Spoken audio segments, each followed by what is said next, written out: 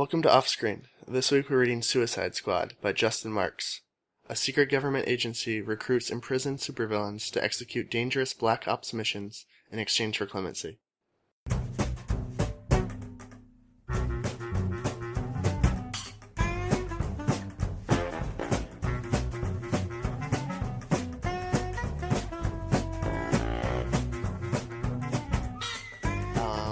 So, as you may or may not have noticed, this isn't the draft of Suicide Squads that you're going to be seeing in theaters.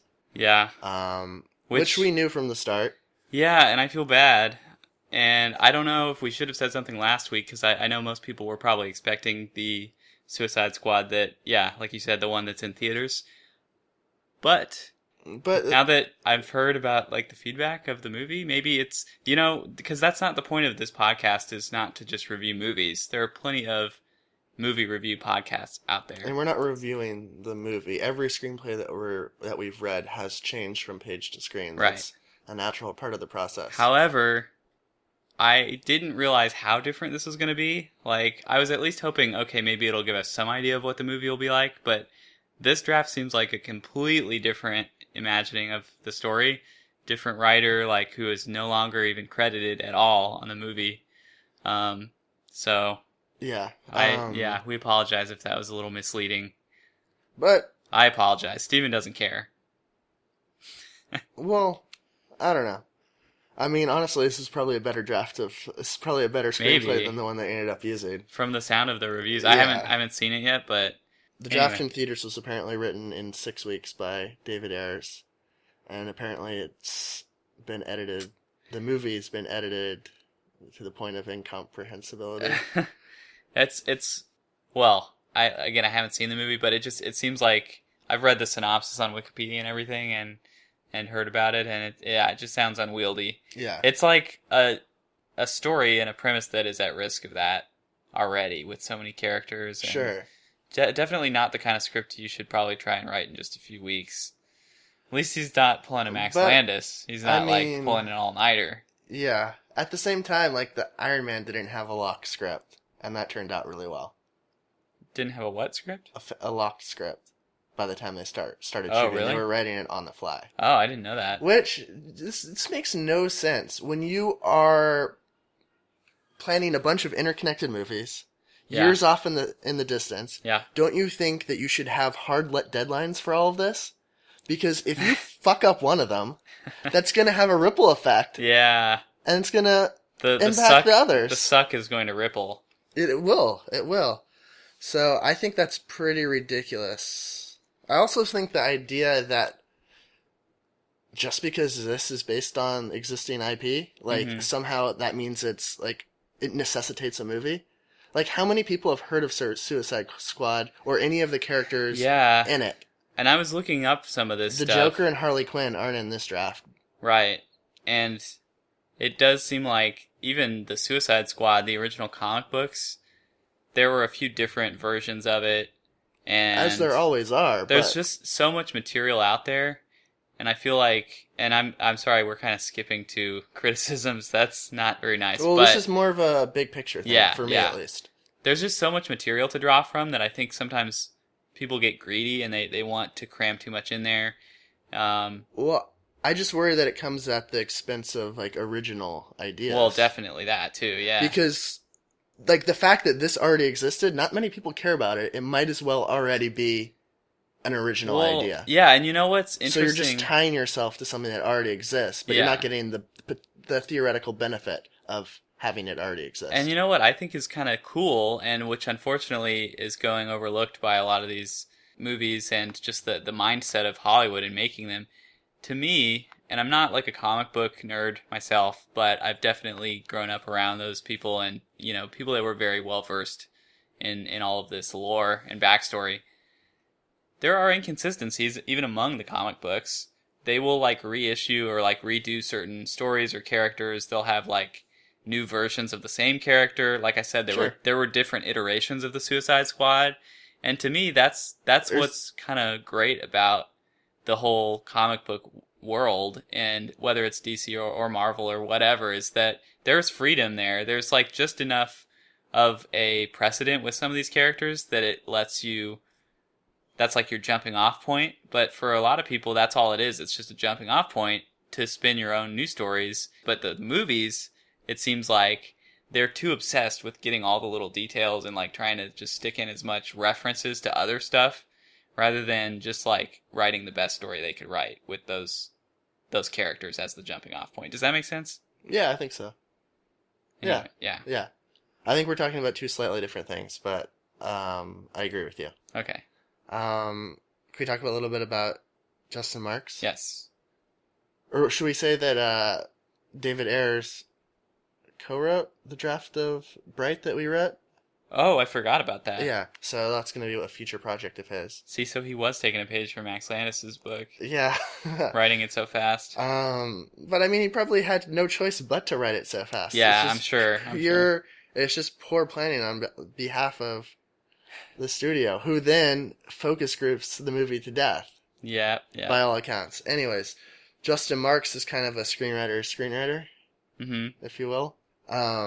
He has written at least 20 screenplays that he's been like either on spec or commissioned to write.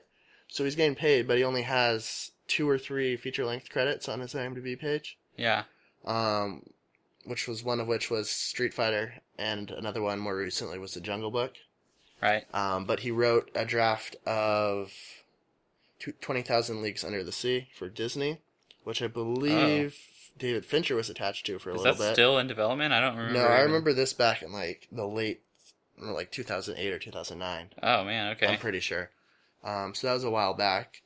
He has his hand in a lot of pots currently. It seems like it looks like he's Top Gun 2. Right. Yeah. He's working on that, which, regardless of how we may feel about them making a Top Gun 2, that is a big deal. Can we come back to this later? Because I want to tie it into some other weird point. All right, sure. But also Shadow of the Colossus, which is based on the video game. Great game.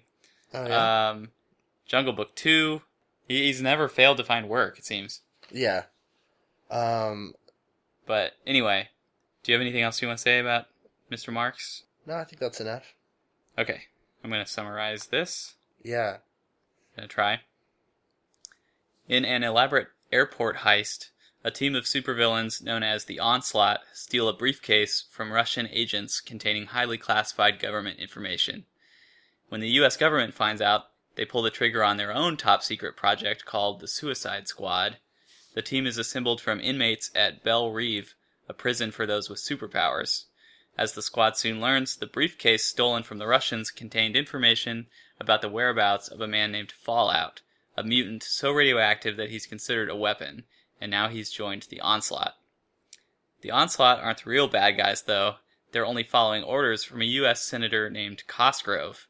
Now running for president, Cosgrove has actually invited them to attack a 4th of July parade in Boston in an effort to boost his campaign's fear-mongering political platform. Just before Fallout unleashes a wave of radiation upon the celebration, the Suicide Squad swoops in to save the day in a dazzling display of their own superpowers. Celebrated for his heroism... Oh, I messed up. Oh, I didn't read this over. I changed some of this. Because I was going to mention Captain Flag earlier, but I don't really care. He's not important enough. Whatever. No one's important enough. You haven't even mentioned Deadshot yet. I know, but here. So this is how I'm fixing this. Okay. I'm going to leave all this in. I'm just going to run down all of the people in the Suicide Squad and their powers really quick. Yeah, basically they save the day. They stop Fallout from... No. They stop them? I know, right? Shocking. I was going to call them good guys, but they're meh. Well, also, Onslaught... Well, another interesting... Let me finish this really quick. Yeah. So yeah, they save the day in Boston, whatever. I'm just going to run through all of the characters and what their powers are on the Suicide Squad. Yeah. Never mind the Onslaught for now.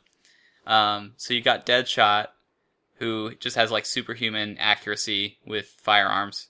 There's Boomerang, who produces like boomerangs out of plasma from his hands. Vixen, she can like adopt the characteristics and abilities of animals. Multiplex, he can replicate himself. There's Blockbuster, who's just like freakishly huge and strong. Mind-Boggler, who can like infiltrate your mind, I guess, and make you hallucinate. She's a telepath. Whatever, yeah, she's a telepath. Jaculi, I don't know if that's how you say that. Doesn't matter. He moves at supersonic speeds. Yeah. That's his power. So those are the Suicide Squad in this iteration of the script. Yeah. No Joker, no Harley Quinn. Harley Quinn. Yeah. Okay. Deadshot is Will Smith's character in the... Right. I believe Boomerang is also in the movie. Yeah, I think so. But what were you going to add? Oh, I was going to say Cosgrove doesn't actually want the attack to be a success. He just wants the military to intercept it. Right. Because he's like running on a platform of like, we need to bolster the military, and if this happens, it'll really help his cause. All right. So, overall impressions? It was okay. It's fine. I was expecting worse, I guess. Wow. Okay. I don't know. What about you? I had no expectations going into this, but I mean, it's fairly cliche. Like, it has all the obligatory shit that I hate, like Deadshot shooting a bullet out of midair and making that bullet curve and hit someone. Okay, he shoots a bullet. I don't care. It ricochets into someone's leg. Yeah. It goes all the way through their leg and hits another wall, and then he shoots that bullet again that it will bounce and hit someone else. That was pretty pretty bananas. I hate that because Justin Marks is writing this thinking, damn, that's fucking awesome. But it's not. It's really dumb. It's really, really stupid, and it's not even original. Because I could count a huge long list of movies that have done stupid stuff like that. Including one of your favorites. Right. What was it called? Deadpool or Wanted? Wanted. That was the one with the curving bullets that you love so much. So it does all of that stuff, but it doesn't do it too much. It could have done it you didn't more. let me finish when I was saying I didn't have any expectations going into this. Yeah. And yet I was somehow still disappointed.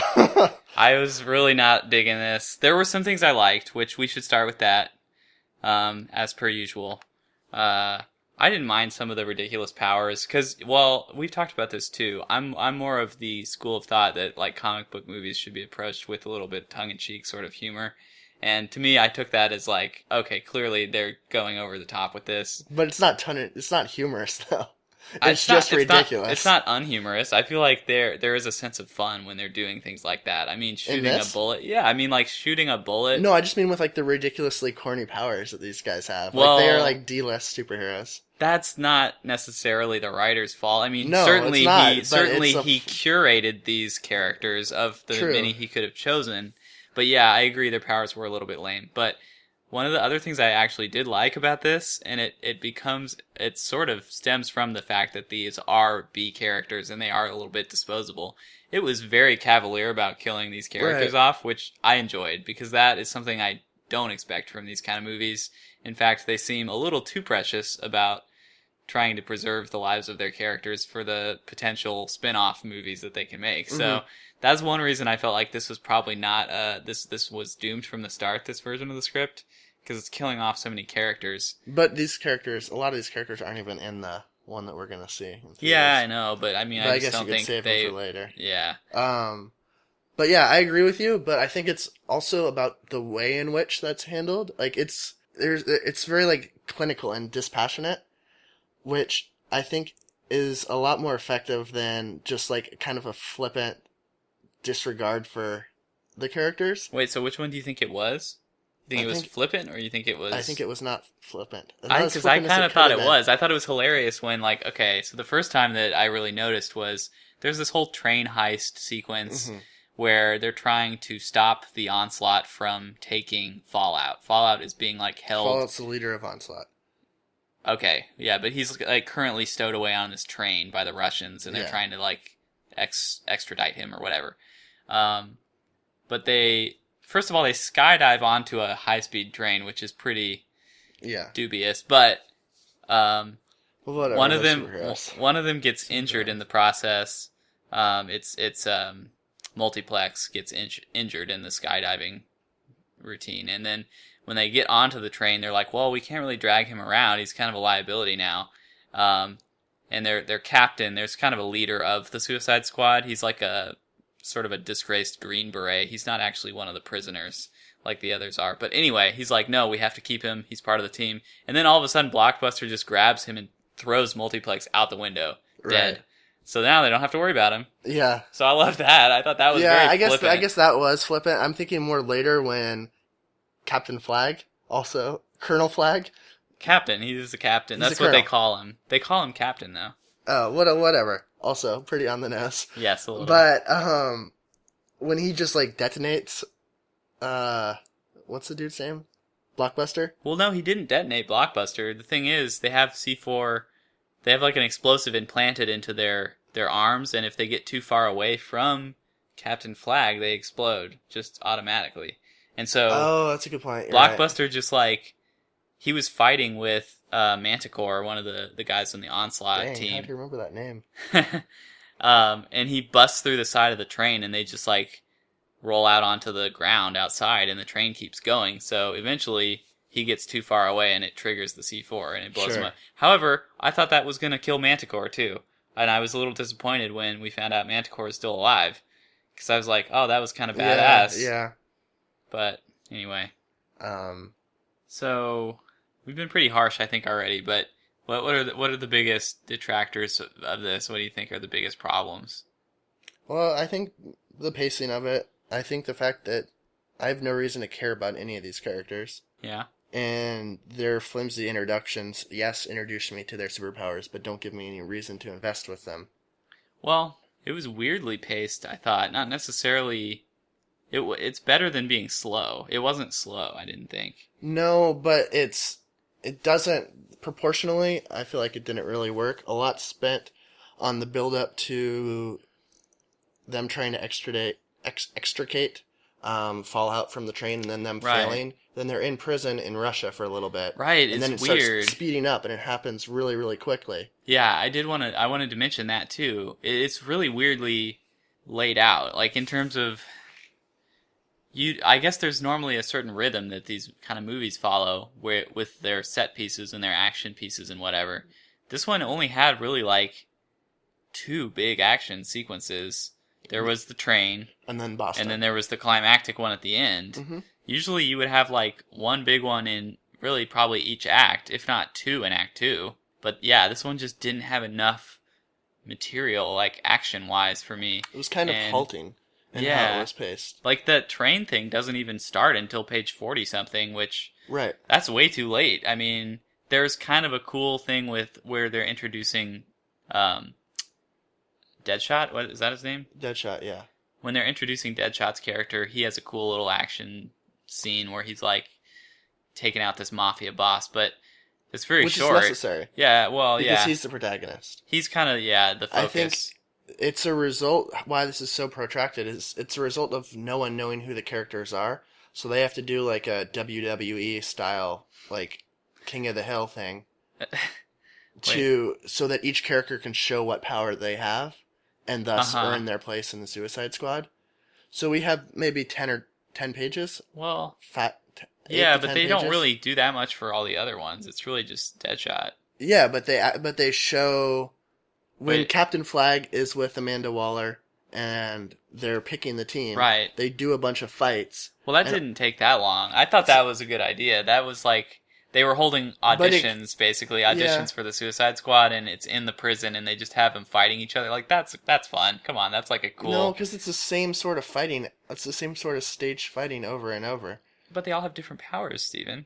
Right, so just cut to it. Just focus on Deadshot's introduction to the Suicide Squad, and then have him meet everyone else, and have them already have been selected, and you can move through that a lot quicker, and then it doesn't drag.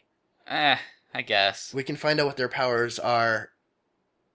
We don't need an introduction to their powers. We can find them out as they use them.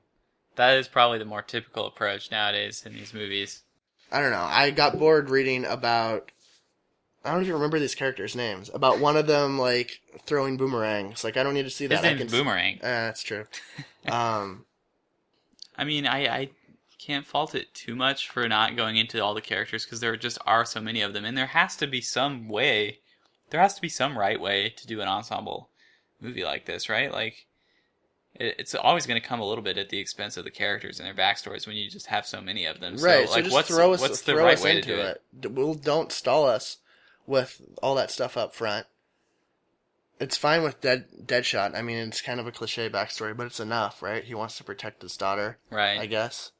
Yeah. I do think they tried to make Deadshot the focus. Oh, they did. And He is. yeah, I mean, but still, they still brushed that aside way too easily at the end when he's like, of course, Onslaught finds his daughter and they take her hostage and he rescues her, and then he's about to shoot Rustum, the leader guy of the Onslaught, and his daughter is right there, and he kind of hesitates because he doesn't want her to see him like that, and so then Flag just shoots him instead. Yeah. And that's pretty much it. And then the daughter is just like surprisingly chill about the whole thing. She's like, "Yeah, I'll get over it." Yeah. That's almost exactly what her line is. She's like, "Yeah, I'll be fine." So yeah, that was glossed over way too much. But if they had really, I think if they had followed through on that, it would have been one strategy that would have kind of worked, is if they had made Deadshot more of the main character. But yeah, like you said, they tried. I feel like that was the intention. Another issue I had with it was and it goes back to pacing, but the plotting of it is weird. They find out from Jaculi, whatever, that it's the terrorist attack is going to take place in Boston way too easily. He's dying. He's about to have his last dying breath, and Vixen just like morphs into a cobra and shoots him some truth serum of some kind. Some truth serum, and he spills his guts out. Yeah. That's lazy. There's a better way to do that. Yeah, I'm sure there is. At the very least, plug that possibility early on so it doesn't come totally inconveniently out of the blue. Yeah, but I don't know. At the same time, I feel like with movies like this, if the action is good, I don't care as much. You can just kind of like spit the story out. I mean, again, it's not perfect. That's not the ideal situation. But the problem here is the action wasn't good either. So it didn't work on either count. Honestly, the action reads really generically in all of these. Is it yeah. just me? Oh my gosh. No, there was this part. Like, I actually read everything, but I feel like I could just skim the last 30 pages and I wouldn't have missed anything. There's this part I was gonna say on the last like action sequence where they're trying to stop Fallout in Boston. They're in a church. There's like a chase up the bell tower, and it says Raven, that's one of the Onslaught dudes, is chasing Vixen, and it says Raven is right behind her, slashing at her limbs, injuring her and slowing her down. Like, that's the least specific possible description you could give. There were plenty of other things that were kind of lazy about this, too. Like, during the auditions for the Suicide Squad, there were a few places where it's just like, these two guys fight each other, their powers are TBD, we'll figure that out later. Right. And also I thought it was lazy that Fallout, when he's, like, charging up to irradiate this whole 4th of July parade thing, they don't describe what that looks like at all, and I feel like there's a big opportunity there that, like, that's the juicy stuff. As a writer, you get to decide that, like, to some extent. I mean, they can always change it later, but, you know, at least give some idea of, like, how cool this could look, because that's, like, a crazy thing. That's, like, your whole evil plan coming to fruition there. Also, why didn't you pre-charge? How do you pre-charge? I don't know. You go preheat. I guess. Preheat an oven. Can't you pre-charge a Fallout? It did take him quite a while. Yeah. I don't know. I don't really have too much else. I mean, we've sounded really negative, but I mean, yeah, I don't think it's that bad. Yeah, you I mean, it's not. I don't know. Maybe it's just because we've only read 2 superhero movies. One was the BSV. Yes. Yeah, that's what I was going for. BVS. Yeah. Batman vs. But it was Superman. like bullshit fake version. Yeah. Oh, okay. And the other was Deadpool, which I hated more than anything in the world. So next to this, you actually hate the Deadpool one more than the fake Batman vs. Superman script? Yeah, Deadpool was offensive. Right. Other one was just bad. Crappy. Like, Deadpool was offensive and bad. The other one was just bad and incompetent. Okay, fine. Which angers me more. We still disagree about Deadpool, but... Sure. Did you ever see it? No, I didn't. Oh. I feel like since we've done this podcast, I've seen less movies because I read them now, and it's just like... I don't really need to see it now. Yeah, maybe that'll... I don't know. It's exciting that we've got like Passengers coming out this year, Manchester by the Sea. Like a lot of Yeah. the ones we've done are coming. It's finally coming Coming home, out, yeah. coming home to roost. Like Yeah. we started this Though in a good almost way. a year ago. Yeah, I guess that's usually a bad thing, but yeah, hopefully now we'll have some more momentum now that things are actually, and hopefully it'll keep up and it'll be consistent where we can constantly be saying like, Right. hey, here's a movie that we reviewed like months ago for that. Yeah, there's nothing really that I liked about it a lot. Mhm. There's just a lot of stuff I didn't hate, I guess. You're so cynical. Um, All right, well, are we done here? yeah. So Facebook, Twitter, So all the things. Facebook.com/OSPodcast. We're on Twitter, at OSPodcast. Our website is OSPodcast.com. You can email us, and we love emails. It's info@OSPodcast. Yeah, we've gotten some very nice emails recently. Yeah. Did I say YouTube? No. We're on YouTube. We're on Stitcher. On iTunes, the Off-Screen Podcast. If you could leave us a rating or a review, that would be very much appreciated. Yeah. Those are great. They make us feel good. Okay. And that's all. So, final verdicts. Go. I will pass on both. Yeah, I have to pass on both. Kind of anticlimactic, Had you but so is the done script. that, yeah. Actually, wait, that reminds me of another thing, speaking of Yeah. anticlimactic. All of the, like, okay, I don't want to be a hypocrite here, because I did like the very random, like, sudden death of several of these characters. Mhm. But at least for the, like, big main characters, give them a little bit of ceremony about it. But it was so unceremonious, the death of some of them. Like, when I was saying that